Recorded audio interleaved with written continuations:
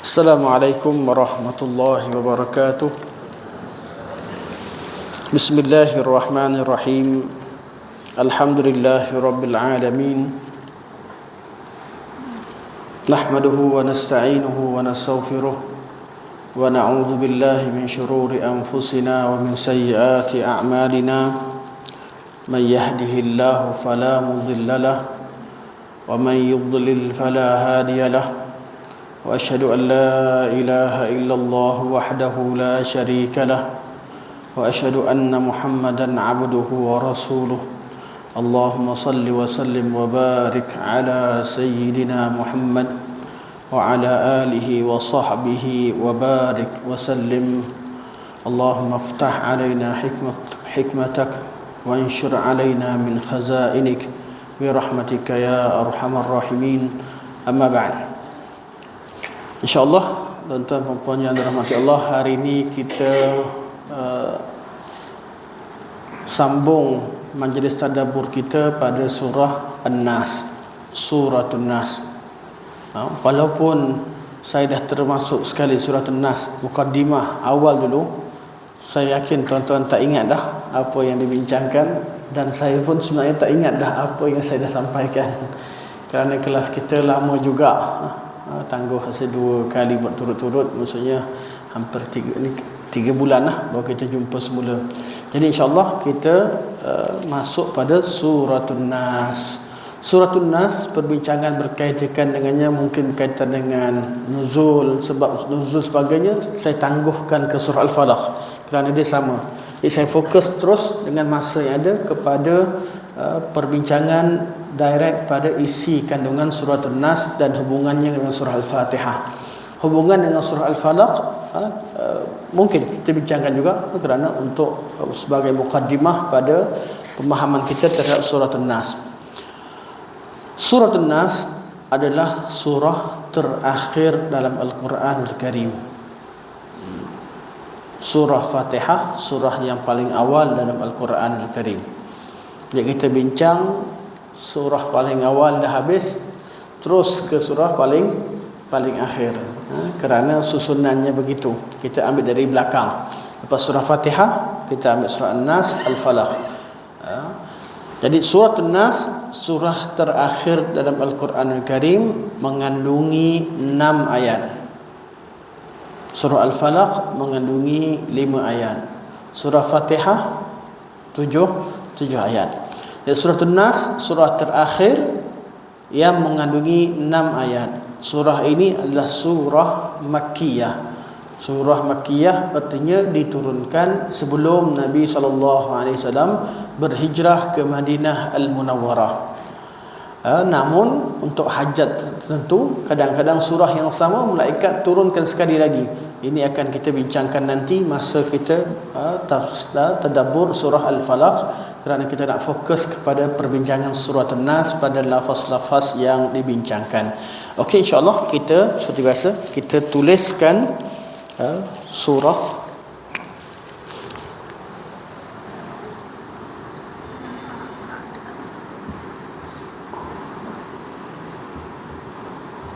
Bismillahirrahmanirrahim. Okey. Tulis bismillah di awal, sama di papan hitam atau di kertas, salah satu pada sunnah. Jadi kita tulis di samping surah. Kalau kita baca Quran sekarang, basmalah adalah ayat yang tersendiri yang dibaca pada tiap-tiap awal surah, kecuali surah Al-Bara'ah, kecuali surah At-Taubah. Surah yang lain semua kita baca Bismillahirrahmanirrahim. Manakala surah An-Naml dibaca 2 kali, satu pada ayat awal dan yang keduanya pada memang ayat dia, innahu min Sulaiman wa innahu bismillahirrahmanirrahim. Okey. Terus kita masuk pada qul. A'udzu bi rabbin nas. Saya pecahkan ni sebab saya fokuskan pada ayat pertama. Qul, katakan wahai Muhammad, a'udzu, aku berlindung, Bi Rabbi, dengan Rabb. An-nas, manusia. Qul, katakan wahai Muhammad. Khitab kepada Nabi sallallahu alaihi wasallam atau kalam kepada Nabi sallallahu alaihi wasallam, supaya kamera tak tukar-tukar, saya berdiri sinilah. Qul, katakan, khitab pada Nabi. Ada 3 jenis khitab. Satu khitab bila Allah panggil Nabi, Allah bercakap dengan Nabi, ianya khas untuk Nabi. Memang ayat tu khas untuk Nabi dengan dalil yang ada pada ayat tersebut. Contoh, Allah kata, alam nashrah laka sadrak, bukankah kami yang melapangkan dadamu wahai Muhammad. Allah panggil Nabi sallallahu alaihi wasallam sadraka, dan itu khas untuk Nabi. Nabi tak ada penyakit hati. Kita mungkin ada penyakit hati. Kadang-kadang dengki, kadang-kadang jealous, kadang-kadang marah, kadang-kadang macam-macam penyakit hati yang ada dalam diri kita. Kadang-kadang riak, kadang-kadang ada sifat sombong, kadang-kadang pandang rendah pada orang, tahqir. Kita manusia, kita berdepan dengan penyakit-penyakit hati. Nabi SAW, hati Nabi lapang dan bersih daripada sebarang penyakit. Tak ada penyakit hati. Nabi SAW. Jadi, alam nashrah laka sadrak wa wada'na anka wizrak alladhi anqadha zahrak wa rafa'na laka dhikrak. Ni adalah ciri-ciri khas untuk Nabi SAW. Khitab yang kedua, Allah panggil Nabi, tapi isi kandungannya dalam ayat tu untuk semua umat. Memang perkataan Allah kata, ya ayyuhan nabi idza talaqtumun nisaa fatalliquhunna li'iddatihin. Allah kata, wahai nabi, itu Nabi Muhammad sallallahu alaihi wasallam, wahai seorang nabi, wahai sang rasul, wahai sang nabi, apabila kalian, Allah tak kata apabila kamu, apabila kalian. Allah kata, ya ayyuhan nabi idza talaqtum. Allah tak kata idza talaqta. Kalau Allah talaqta, kamu. Allah panggil ya ayyuhan nabi. Tapi bila Allah nak sampaikan perintah, Allah kata idza talaqtumun nisa fatalliquhunna li'iddatihin. Apabila kalian ingin mentalakkan isteri, maksudnya memang ada masalah, perlu bertalak, hendaklah talak pada tempat-tempat, pada waktu-waktu yang ditetapkan. Tak boleh talak pada waktu yang menzalimi mana-mana pihak, terutamanya isteri. Jadi detailnya berkaitan dengan talak. Okay. Yang penting Allah panggil ya ayyuhan nabi, tapi Allah kata idza talaqtum. Allah gunakan kalian, wahai nabi, apabila kalian ingin mentalakkan. Jadi itu untuk semua, khitab untuk semua. Khitab yang ketiga, Allah panggil nabi, Allah cerita dengan nabi secara ayatnya tak ada satu isyarat bahawa ia khas untuk nabi atau untuk umat. Dari sini hukumnya khitab untuk nabi, pengajaran dan ikutannya untuk umat. Kita kena ikut nabi. Macam sekarang ni, qul a'udzu birabbin nas, malikin nas, ilahin nas, min syarril waswasil khannas alladhi yuwaswisu fi sudurin nas minal jinnati wan nas.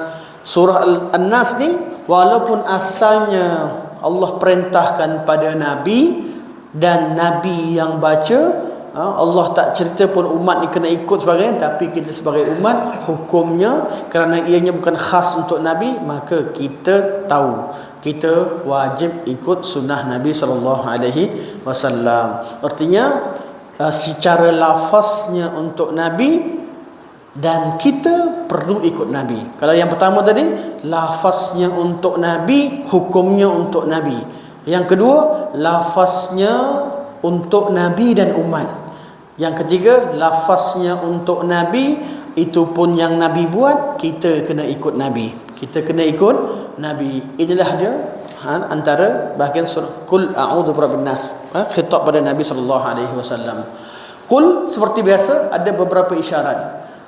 Qul ada banyak isyarat, tapi saya fokus pada 3 utama. Pertama, qul menunjukkan bahawa apa yang disampaikan selepasnya merupakan suatu urusan yang tegas.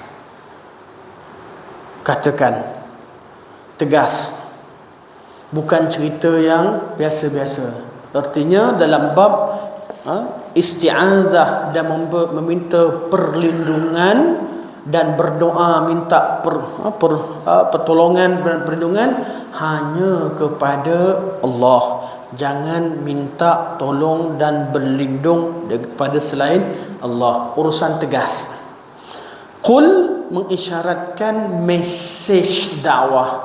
Betul, ulama dakwah bila kaji bab qul, mereka kaji dalam bab madhaminud dakwah, isi kandungan dakwah. Apa yang perlu kita sampaikan kepada orang dalam dakwah, Allah suruh Nabi sampaikan by word. Ini dia. Ini antara konten dakwah. Apa yang kita nak sampaikan, iaitu tauhid, berkaitan dengan tauhid. Dan qul, bila kita sebut qul, kita ambil, nanti saya akan sambung qul ni dalam surah Al-Falaq.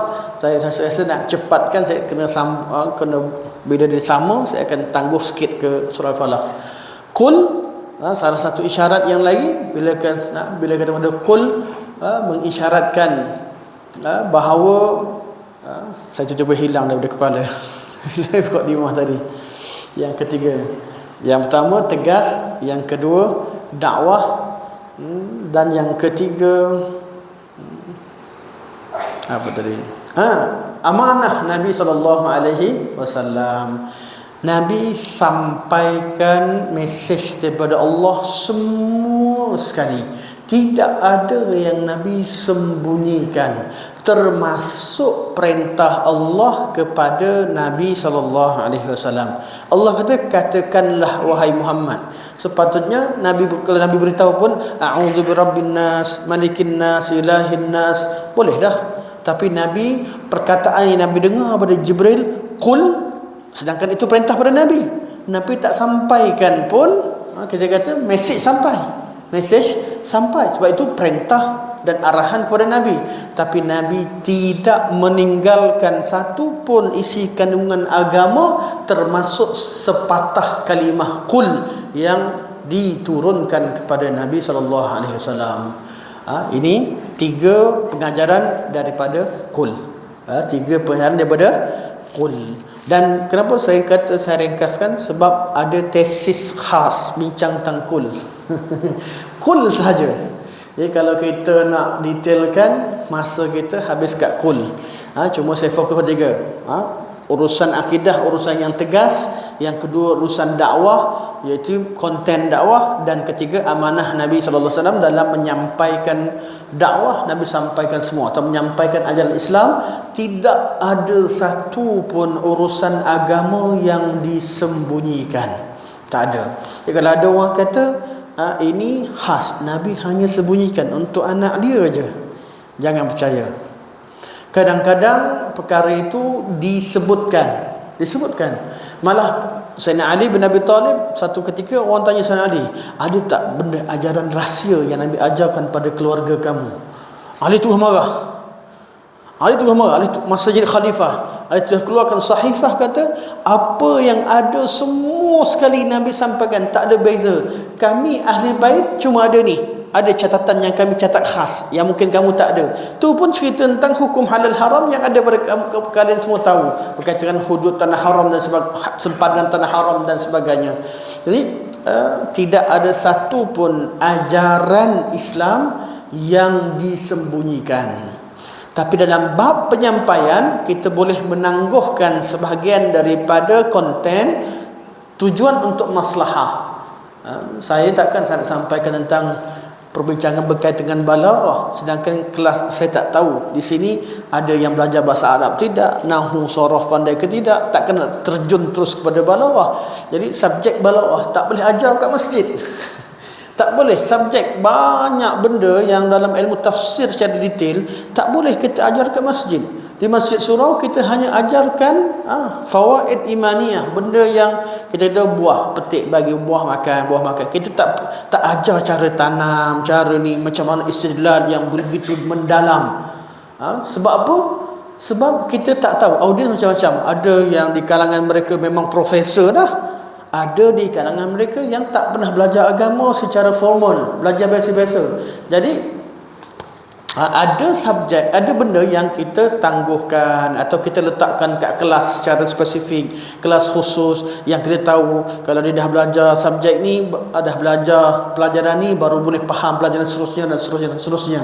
Jadi bukan erti rahsia, itu ditangguhkan kerana maslahah. Buat apa nak cerita satu benda yang mungkin orang tak dapat tangkap, tak dapat nak faham.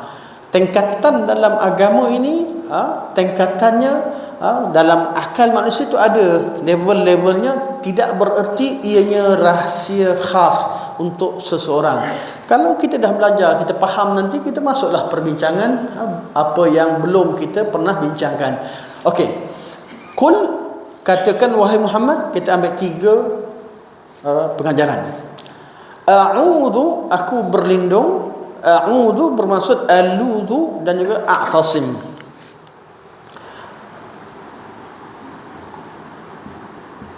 Aludhu dan a'tasim.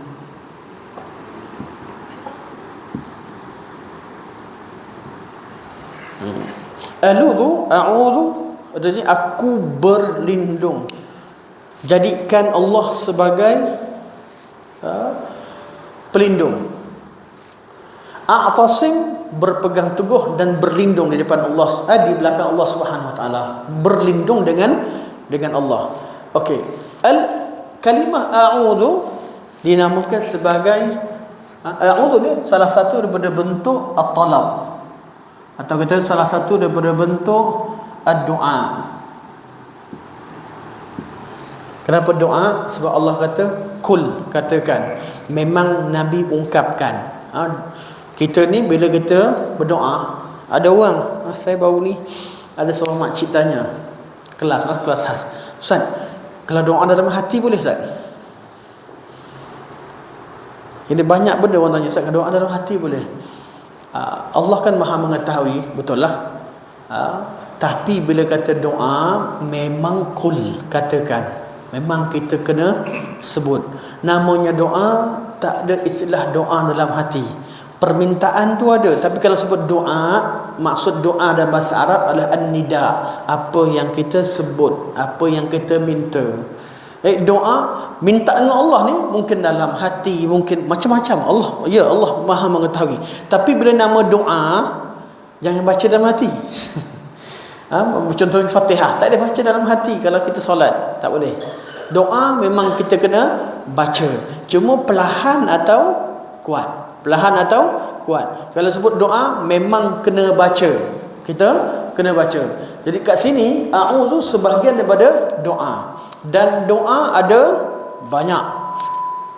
Doa adalah permintaan, atau dipanggil doa ataupun at-talab, permintaan. Minta maaf saya tulis bahasa Arab. Saya rasa walaupun saya tulis bahasa Arab, tapi saya akan sebutkan makna dia sambil saya tulis. Doa permintaan. Doa juga namakan sebagai talab, kita minta. Allah tahu hajat kita, dan Allah memang bagi semua kita apa yang kita perlukan kat dunia ni, Allah bagi semua. Ada orang tak pernah doa dengan Allah, kahwin juga dia. Dia tak pernah minta rezeki kepada Allah, makan juga dia, Allah tahu. Tapi kenapa doa? Doa ini adalah ibadah. Ad-du'a'u ibadah. Nabi kata doa ini adalah bentuk penghambaan kita kepada Allah. Kita meminta itu sendiri merupakan bentuk ibadah pada Allah. Kita merayu, kita merintih di depan Allah, itu sendiri adalah ibadah. Okey. Doa dan talab ni ada banyak jenis. Kalau dalam bahasa Arab, yang maksud meminta dia akan letak huruf alif, sin, ta. Kemudian ada perkataan sambungan dia kalau bab meminta. Contoh sekarang ni a'udzu. Kita A'udzu berlindung. Artinya kita meminta perlindungan. Meminta perlindungan macam mana? Isti'adzah. Tambah alif lam. Al-isti'adzah. Meminta perlindungan. Apa maksud isti'adzah? Kejahatan ada, kita yakin ada, tapi mungkin dah kita rasa belum sampai, ataupun dia belum sampai pada kita. Kita minta Allah lindung supaya kejahatan itu tak sampai pada kita. Yang kedua, kita ada istilah meminta al-ghauth. Ada perkataan ghauth. Bila ghauth, apa dia ghauth? Bantuan. Kalau macam tentera, lawan, ingatkan komunis ada 10 orang, tiba-tiba tengok komunis 30 orang, anggota tak cukup, maka meminta bantuan tu minta istighatsah, minta ghaus ni bantuan. Jadi meminta bantuan namanya al-istighatsah, ghaus. Supaya kita faham, kadang-kadang kita dengar apa maksud istighatsah. Istighatsah artinya kita sedang berdepan dengan masalah, berdepan dengan benda yang menakutkan. Kita dah memang sedang berada dalam masalah, minta bantuan untuk selesaikan masalah, untuk tangani kemelut yang sedang ditimpa. Jadi ada orang kata minta istighatsah. Orang kata apa hukum istighatsah? Apa hukum isti'anah? Apa hukum isti'adzah? Itu nama istighatsah. Ada lagi apa? Kita panggil aun. Ada geng maunah dulu. Aun ni pertolongan. Jadi minta pertolongan namanya apa? Al-isti'anah. Ini semua doa. Semua. Ya? Okey, insya-Allah. Ya, Datuk, insya-Allah. Tulisan saya sering, saya rasa macam dah besar dah. Bila tak disebut tak ingat. InsyaAllah lepas ni besar lagi sikit. Al-isti'anah. Isti'anah artinya minta aun, minta pertolongan. Apa arti aun? Minta apa? Segala perkara. Suatu doa ni, di bawah doa ada banyak isti'azah, istighatsah, isti'anah. Kalau minta secara spesifik, kita minta as-saqi. Bila hujan tak ada, minta Allah curahkan air saqi. Kita panggil suqya, saqi. Kalau kat Masjid Nabawi sering kita nampak. Ni besar sikit. Minta saqi atau as-saqi, minta dicurahkan atau diberikan air. Kita minta namanya apa? Ni besar sikit. Al-istisqa. Pernah dengar istisqa? Al-istisqa, doa minta hujan. Jadi minta as-saqi, al-istisqa, dan seterusnya.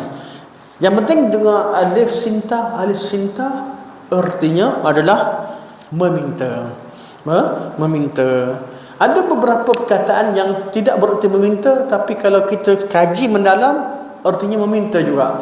Contoh istiqamah dan sebagainya, tak perlu kita bincang lebih panjang. Yang penting saya nak fahamkan ni. Tujuan saudara nak fahamkan maksud al-isti'adzah. Ini yang kita bincangkan dalam tajuk surah An-Nas. Meminta perlindungan daripada Allah daripada kejahatan yang kita takut. Sebab tu kita kata min syarril waswasil khannas. Minta berlindung, kita berlindung dengan Allah daripada kejahatan yang memang tak ada siapa pun yang boleh tolong kecuali Allah. Sama juga surah Al-Falaq, qul a'udzu birabbil falaq min syarri ma khalaq. Syarr, kejahatan. Ya, kejahatan tu ada, kita takut kejahatan tu kena pada kita, minta berlindung daripada Allah. Ini semua doa. Semua jenis doa ni hanya kita minta kepada Allah. Okey. Sebab tu kul a'udzu, katakan wahai Muhammad, aku berlindung. Artinya aku meminta isti'adzah. Bab yang lain ayat Quran banyak. Dalam surah Al-Fatihah Allah bincang kat mana? Apa yang ada permintaan kat surah Al-Fatihah? Doa kat surah Al-Fatihah. Iyyaka na'budu wa iyyaka nasta'in. Surah Fatihah bincangnya kat sini. Doa juga. Doa juga. Tapi kita fokus pada isti'anah. Kat sini al-isti'azah. Al-isti'azah ni doa paling umum antara al-isti'anah, antara bentuk isti'azah kalau nak pecahkan lagi lah. Tapi kita dalam surah Fatihah kita baca iyyaka na'budu wa iyyaka nasta'in. Isti'anah ni minta tolong dengan Allah. Nak buat benda baik pun minta tolong dengan Allah. Nak dapat untung pun isti'anah dengan Allah. Nak buat nak elak daripada benda jahat pun nama isti'anah. Isti'azah termasuk isti'anah, minta tolong dengan Allah. Dua-dua boleh guna pakai isti'anah. Jadi isti'azah lebih spesifik. Kalau isti'azah berkaitan dengan perlindungan daripada perkara yang membahayakan atau kejahatan. Kita tak nak dekat dengan benda ni. Jadi kita minta Allah lindung kita, jauhkan kita daripadanya. Jadi kalau kita terlindung, kita akan dapat apa? Daripada isti'azah kita akan dapat al-afiyah. Afiyah ni tak kena. Ada orang yang afiyah daripada Covid, ada orang dapat syifa, dah kena Covid sembuh. Kebanyakan yang ada sekarang mangsa-mangsa yang terselamat. Ramai yang kena. Kita ni adalah mangsa-mangsa yang terselamat daripada penyakit Covid. Ramai kawan-kawan saya ada keluarga tak ada, tapi kawan, jiran yang dah pergi. Sebahagian mereka sihat-sihat. Mereka mangsa yang terkorban. Kita mangsa yang selamat. Walillahilhamd. Kita masih hidup lagi. Masa tu tak tahu siapa hidup siapa mati. Tiba-tiba orang yang kuat nampak jogging hari-hari, dia pula yang tumbang. Itu masa Allah uji dengan penyakit. Sekarang ni bila al-afiyah, orang yang tak kena, bila dia tak kena penyakit, alhamdulillah afiyah. Jadi kita orang minta sihah wal afiyah. Sihat ni kekal, stabil, normal. Afiyah tak kena penyakit. Sihat dan afiyah. Tapi kalau kena penyakit, kita minta apa? Syifa. Dalam bab penyakit, kalau dalam bab bencana kita panggil istighatsah. Tapi dalam bentuk penyakit amarat kita panggil syifa. Dah kena, minta disembuhkan. Jadi doa ni satu perbincangan yang panjang lah. Perbincangan panjang macam-macam. Hidup kita memang bergantung kepada ibadah dan doa. Kita kena merayu, kena minta dengan Allah. Allah sembuhkan juga orang yang bukan Islam pun sembuh. Covid ni yang kena contoh, yang non-Muslim pun sembuh. Tapi satu dapat pahala masa ditimpa dengan penyakit, dia dapat pahala banyak doanya, banyak isti'azahnya, banyak amalannya, banyak sedekahnya, banyak sujud rukuk. Satu lagi Allah sembuhkan dia dalam keadaan dia tak ada hasil apa pun hari kiamat. Tak ada apa pun. Sebab hidup dia hanya bergantung kepada nak dapat Allah bagi nikmat pada dia, tapi dia tak nak ibadah pada Allah. Okey, dari situ saya pindah kepada saya tak pindah. Saya nak fahamkan dulu. Faham tentang kita kata kenapa Allah kata qul a'udzu birabbin nas, malikin nas, ilahin nas. Ada orang dia hanya bergantung kepada maqam rububiyah, Rabb. Ada orang yang doa dia bukan sakat maqam rububiyah, tapi dia minta pada maqam al-uluhiyah. Maqam rububiyah ni manusia dia berdoa tak pada Tuhan. Doa. Semua orang berdoa. Tak percaya kalau siapa buka, katalah kalau kita buat ruqyah, pusat rawatan, yang datang yang pakai gelang, yang tak pakai tudung, yang macam-macam datang. Kalau buka hospital, bukan orang Islam yang datang, yang tak Islam, yang baik, yang jahat, semua datang dan semua minta. Tak percaya kalau majlis solat hajat Yang minta solat hajat ni semua orang.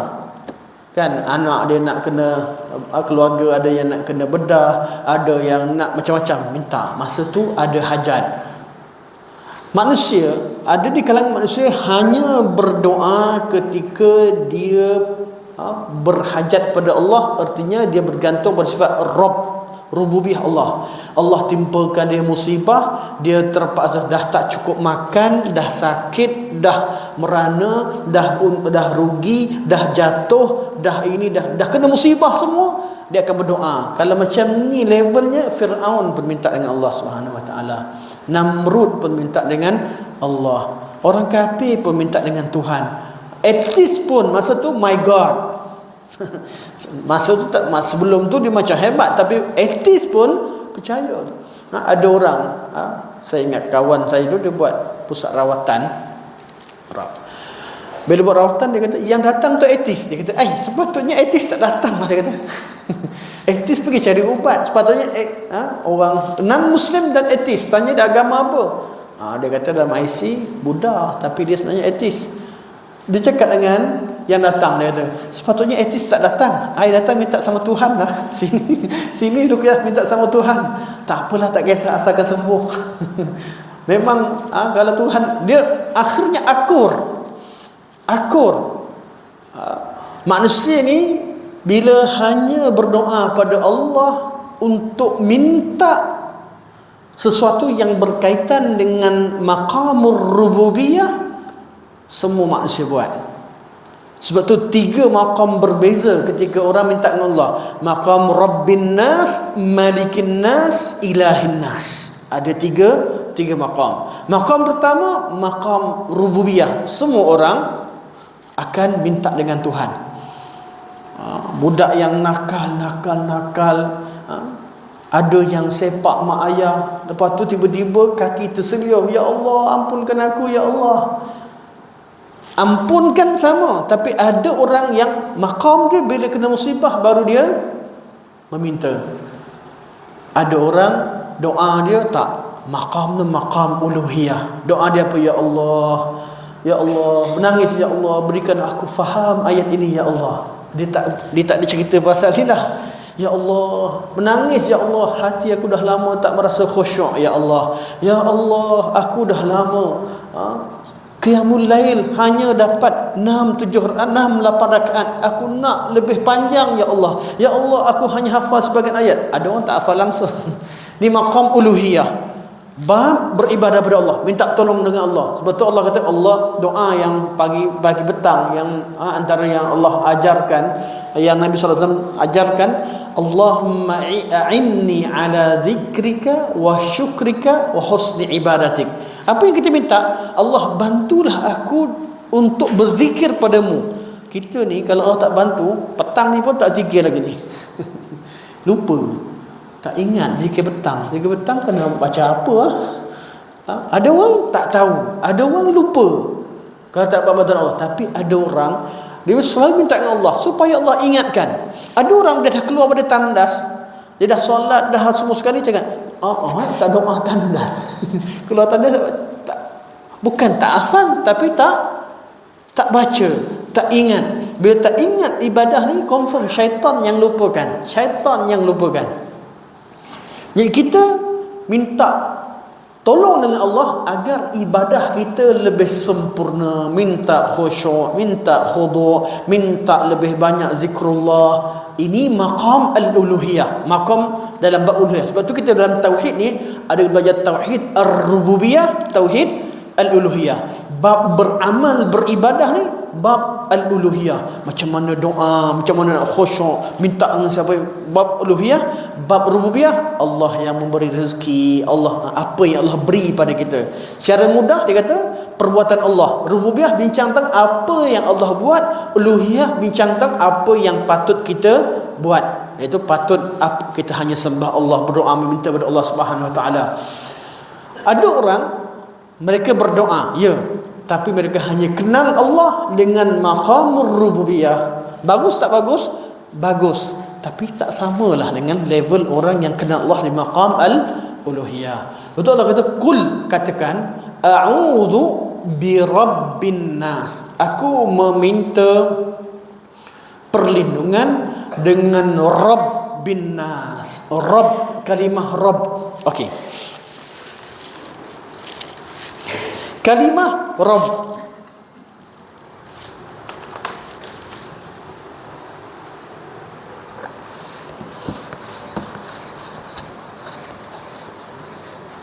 ni a'udzu, kita padam dulu lah, dah habis.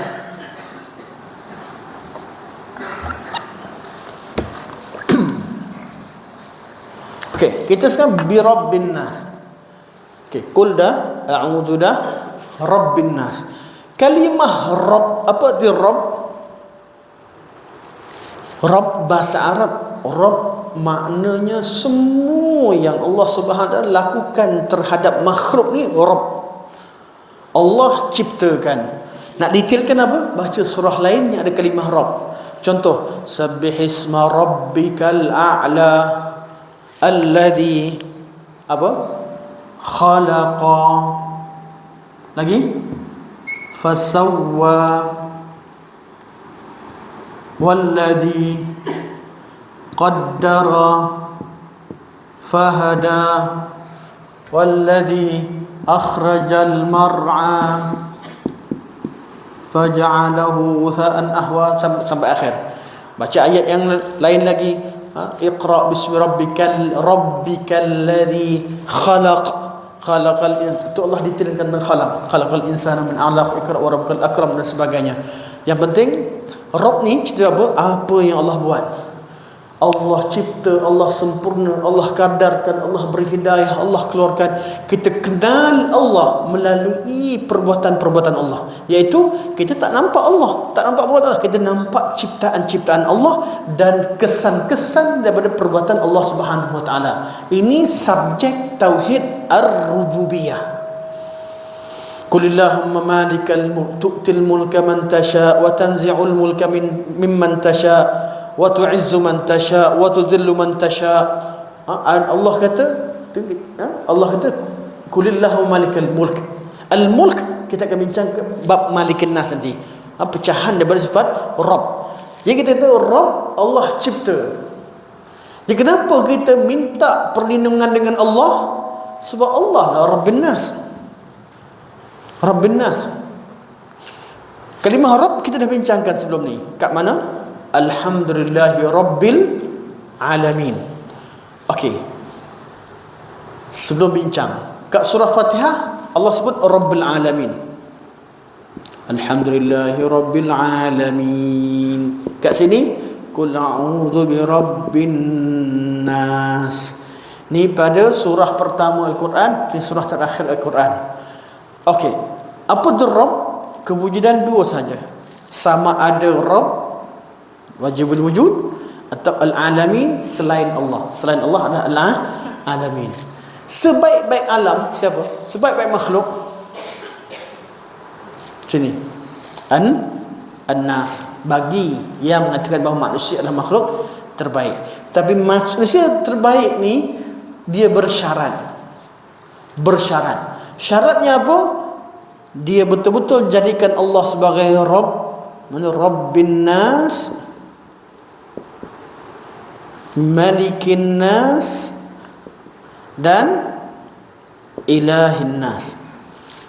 Diakur Allah yang cipta, pelihara dia dan seterusnya, dan diakur bahawa segala kekuasaan Allah lah yang maha berkuasa, dan dia hanya beribadah dan meminta pertolongan dan merayu dengan Allah Subhanahu Wa Taala.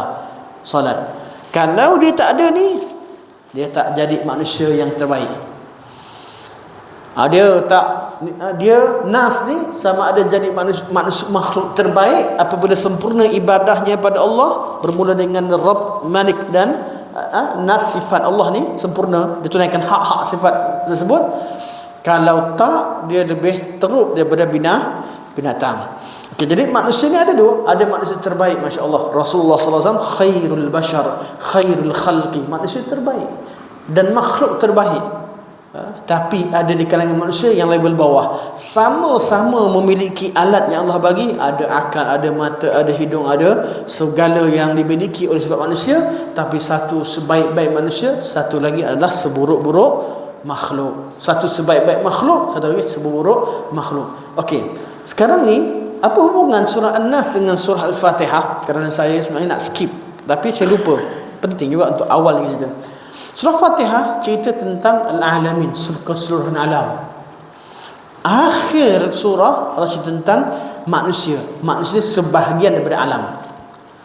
Antara makhluk Allah, alam ni makhluk Allah. Rabbil alamin, Allah adalah khaliq yang mencipta, yang ini adalah makhluk. Allah adalah Rabb, yang lain adalah marbu. Allah pelihara. Rabbin nas, Allah SWT fokuskan, spesifikkan dalam surah An-Nas khas untuk manusia. Kenapa? An-Nas. Okey, Rabb ada ni sifat-sifatnya. Ringkasnya apa? Kita ringkaskan banyak sangat sebab Rabb. Kalau baca ayat Quran banyak sangat, ringkasnya ulama ringkaskan pada 3 sifat berkaitan dengan Rabb.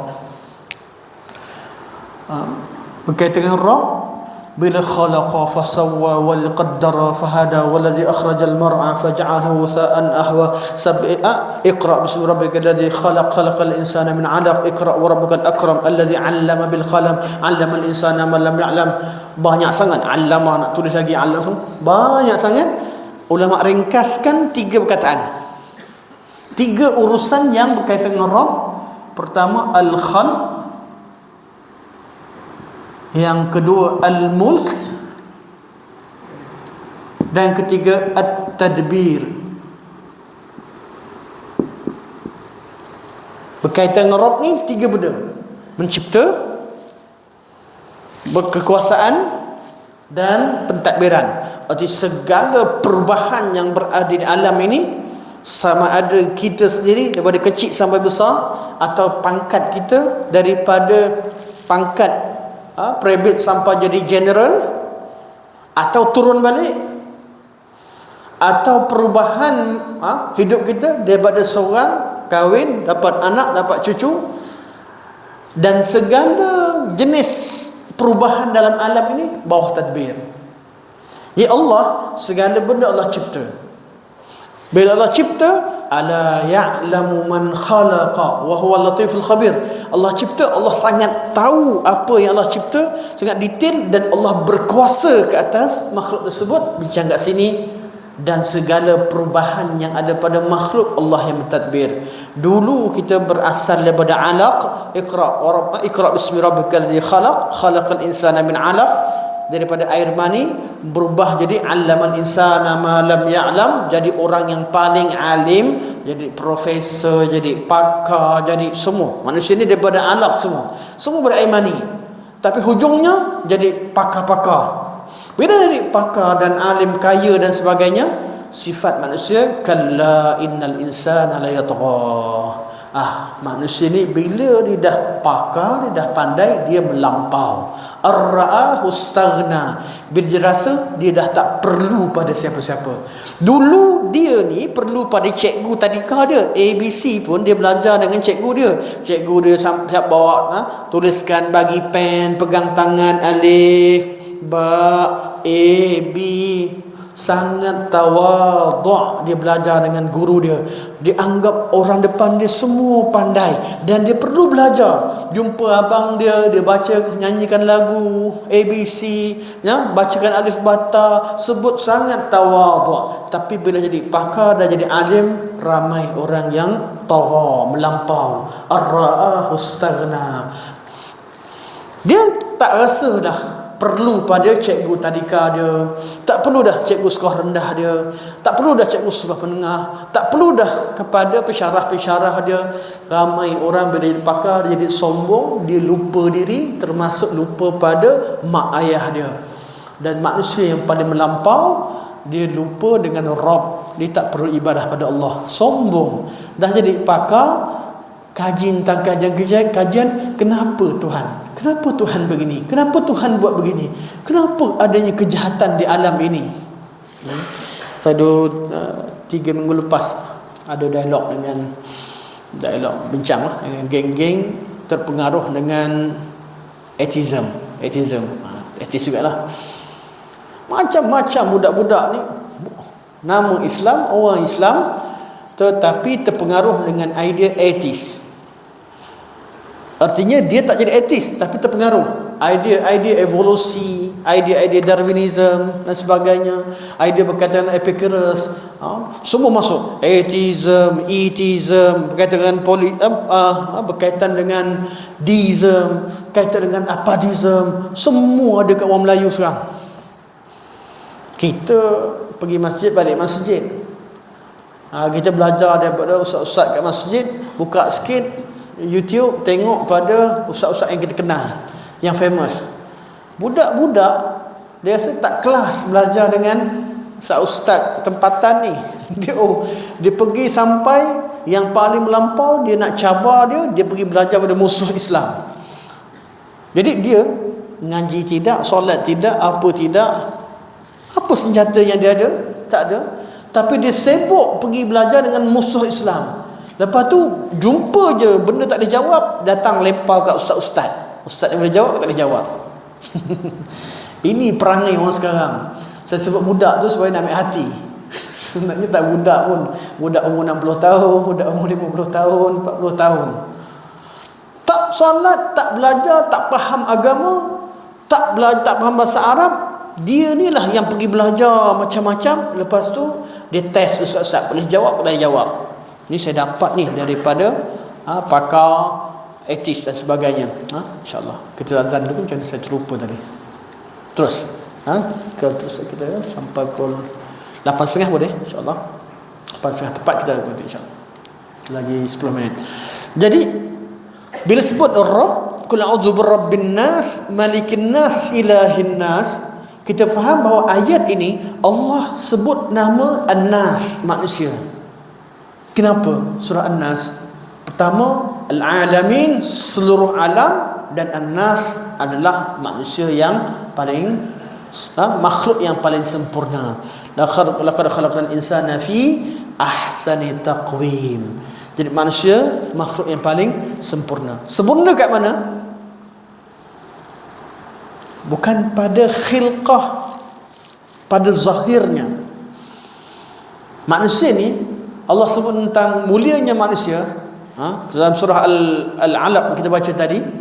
Allah sempurnakan sebab Allah bagi ilmu pada kita. Ilmu tu ada akal. Ilmu kita pula, binatang ada ilmu tak? Ada ilmu juga. Tapi ilmu binatang, dia belajar makan, belajar memburu, kemudian dia mati hujungnya. Ilmu binatang habis dengan kematiannya. Ilmu manusia tak. Ilmu manusia Allah kata 'allama bil qalam. Dia ada pen. Dah meninggal dah Profesor Abdul Fattah Harun. Abdul Fattah Harun meninggal, Prof di UKM. Tapi ilmu dia, kenapa saya sebut? Sebab ada orang baru share tadi buku-buku Dr. Abdul Fattah Harun, berapa ribu muka surat. Dia best nak baca, tapi banyak sangat, ribu, kena ambil masa lah. Beliau dah wafat, dah meninggal, tapi ilmunya masih tinggal. Qalam, dengan manusia Allah bagikan faham, baru tahu guna qalam. 'Allama bil qalam, 'allama al insana ma lam ya'lam. Kita ada library kat belakang, ada library kat depan. Library kat dunia ni penuh mencatatkan ilmu-ilmu manusia. Kita jadi pandai bukan sebab kita ni hebat, tak, sebab kita mengambil ilmu orang dulu. Kalau suruh kita cipta satu formula matematik, mungkin tambah tolak pun tak settle. Kalau kita sendiri, harap kita sendiri yang duduk kira barang-barang kita, mungkin tambah tolak tak settle. Apatah lagi bahagi dan juga darab. Macam mana nak bahagi, macam mana nak darab? Pening. Saya bila belajar overseas, dia belajar dengan orang Arab, cara darab dia lain, cara bahagi dia lain. Ingatkan cara kita lah yang paling ni lah, cara bahagi mereka lain. Saya pergi ke Thailand, Myanmar dan Mungkin Vietnam dan juga ni, tapi saya jelasnya Thailand dan Kemboja cara bahagi lain lagi. Orang Melayu bahagi lain, orang Myanmar, orang Kemboja bahagi lain, orang Arab lain. Bukan lain, natijahnya sama, tapi jalan tu, cara jalan, cara lukis. Kalau serah pada kita nak buat satu jalan, nak selesaikan masalah matematik pun tak selesai. Tiba-tiba zaman kita ada orang cipta kapal terbang. Dari mana?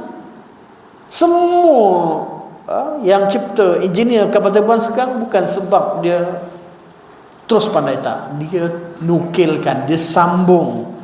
Daripada Abbas bin Farnas, cipta kapal terbang, boleh belok kiri kanan. Tapi sayangnya Abbas Farnas tak letak ekor. Jatuh kena bom, mati. Datang Wright Brothers, ke ini tanda 5 minit insyaAllah. Datang Wright Brothers, adik-beradik dia buat macam Abbas Farnas, letak ekor, bolehlah terbang, turun dengan selamat, slow turun. Jadi dari situ tercipta kapal terbang. Dari mana Wright Brothers dapat teori Abbas Farnas? Buku Abbas bin Farnas. Dia catatkan formula-formulanya. Kita belajar tentang teorem Pythagoras mati sejak bila? Tiba-tiba ada pada zaman sekarang. Kita belajar tentang algebra, kita belajar tentang teori dan juga perubatan Ibn Sina, tentang ilmu pembedahan dan sebagainya. Semua ni 'allama bil qalam. Allah ajar dengan pen. Kita belajar hadis Nabi, hatta Quran.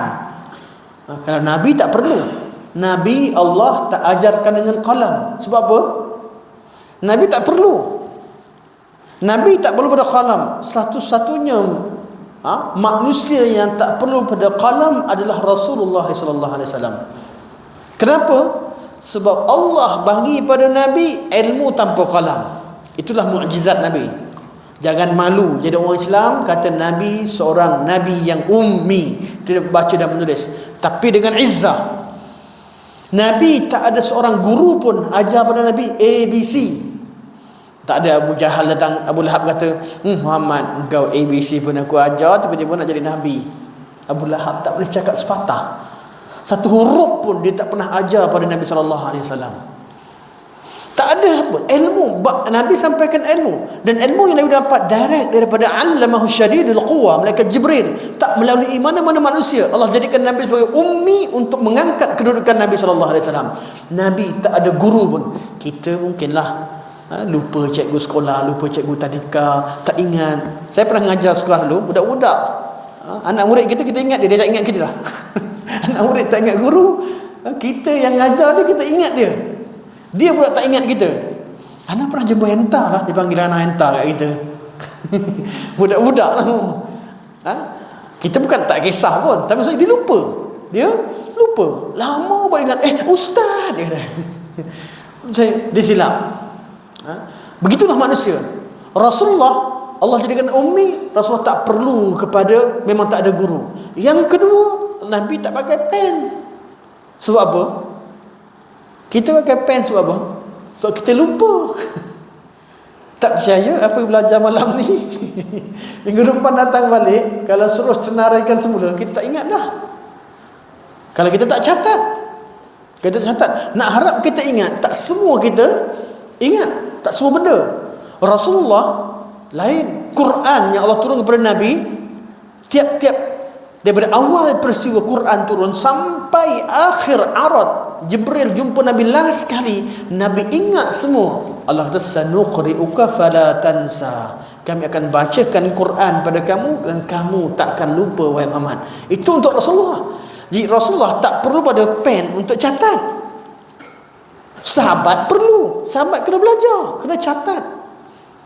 Ada qurra, tapi Nabi SAW tak perlu. Allah jadikan Nabi tak perlu pada pen. Nak dapat ilmu, nak belajar pada siapa? Apa yang Nabi perlu? Allah turunkan malaikat Jibril, turunkan ajar pada Nabi SAW. Direct, langsung. Gurunya, ya tak ada guru kalangan manusia, tapi guru daripada malaikat. Siapa malaikat? Rasul dan ketua malaikat, bukan malaikat yang biasa.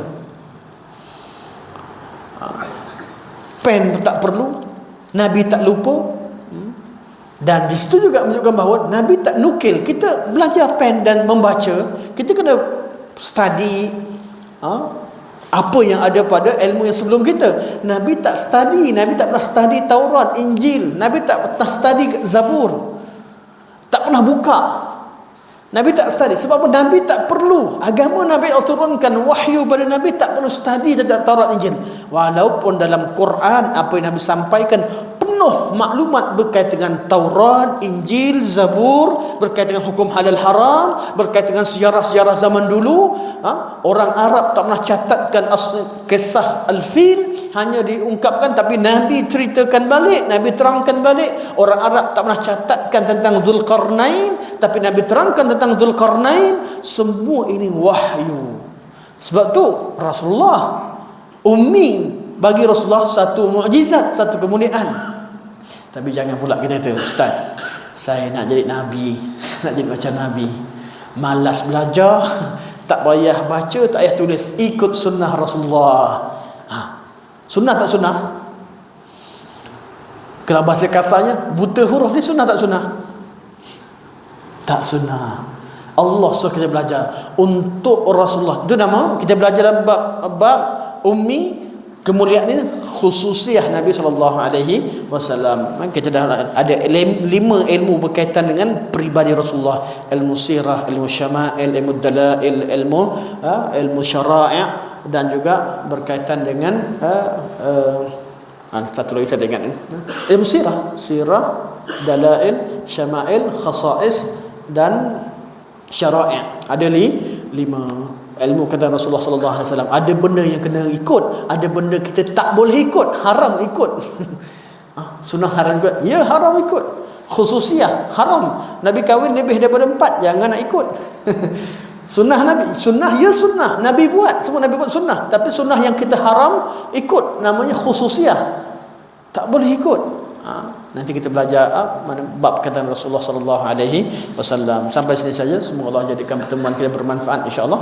Semoga yang baik dari Allah Subhanahu taala, yang lemah kurang daripada saya, semoga Allah terima segala kebaikan, ampunkan segala kelemahan, dan kita doa kepada Allah Subhanahu taala sebagaimana Allah temukan kita di dunia ini di rumah Allah, Allah temukan kita semula di syurga Allah Subhanahu wa taala. Subhanakallah wa bihamdika asyhadu an la ilaha illa anta astaghfiruka wa atubu ilaik. Wa sallallahu ala sayyidina Muhammad wa ala alihi wa sahbihi wa baraka wa sallam. Walhamdulillahi rabbil alamin. Wassalamualaikum warahmatullahi wabarakatuh.